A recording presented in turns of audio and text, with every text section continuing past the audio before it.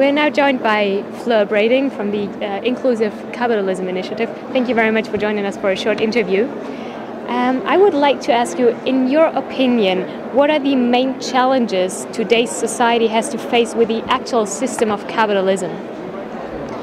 Well, I think there are a number. I think the continued cronyism and political capture is a really significant issue, and I think it's one that society finds difficult to discuss because of the relationship between business and politics. I think that's one. I think another is the huge demand on the capitalist system to create enough jobs for all the emerging markets and young people who are coming into the jobs market, and particularly because we don't know how a lot of industries are evolving. It's difficult to know how to skill people properly for the jobs that are becoming available. I think that's a really significant social issue. Something that I think about a lot are pensions and savings, and how are we going to have enough provision for all the huge number of people that will need to retire. And I think also there's a big challenge we face in terms of the capital markets. So are they supporting long-term decision making by companies, or have we ended up with a system that's quite rigged towards the short term? And what are the sort of impacts in regards to long-term value creation by companies that create enough jobs for the future, create the right products, and that also deliver the returns to savers that we need. So I think that's another very big social issue. Great. So how do you think these challenges can be dealt with your initiative? So our initiative, the vision, the aim is to really get the decision makers, so those with the capability and the power and the financial resources to change the status quo, to act. So it's more like a movement, but it's very much focused on the business community and on action and on personal responsibility. So there's a question around how you encourage businesses to sort of adopt more enlightened business models, and particularly those that sort of foster long-term benefits. And that's a question too about who are the right actors to support that work.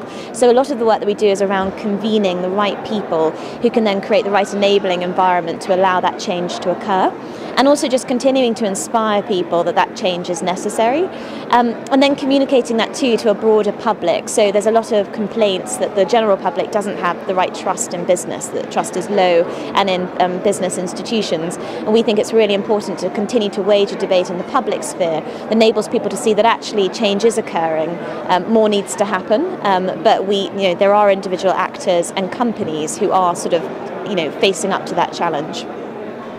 So with all of these advantages, what do you think are still the obstacles for your initiative to be effective?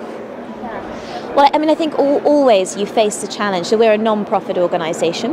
We're convening a movement, but it very much depends on the goodwill and the individual response of people to actually lead change.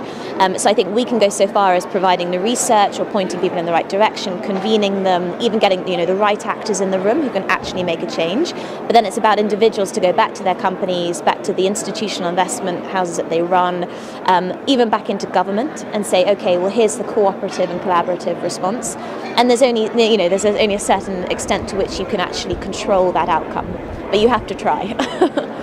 Right. So how do you actually promote the aims of your initiative amongst the wealthy and amongst the ones who actually need the system, the new system?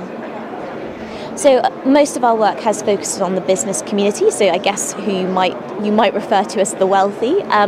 But I think what's interesting about them is that, even if you're a business leader, you're still a citizen. You're still probably a father, maybe a grandfather, a grandmother. So you're very interested actually in the legacy of the system. So I find that the business leaders that I interact with are incredibly passionate about young people, incredibly passionate about the environment, really care about the legacy that their companies and that they as individuals will leave behind. So I find they respond incredibly well. My concern, my overriding interest as a part of the sort of millennial generation is the engagement of young people in this debate. So I find that quite often young people don't engage properly in the political debate, particularly when it comes to the economy, when it comes to business, when it comes to those really fundamental issues of the future of capitalism, which is sort of, you can't separate them from the issues that society is facing. So I think there's a passion to do more, to go out there and get start up forums of inclusive policy making, getting younger people involved in this debate and commenting, and doing that through the general public and other means. Great. Thanks again for your interview, and enjoy your time at the Symposium.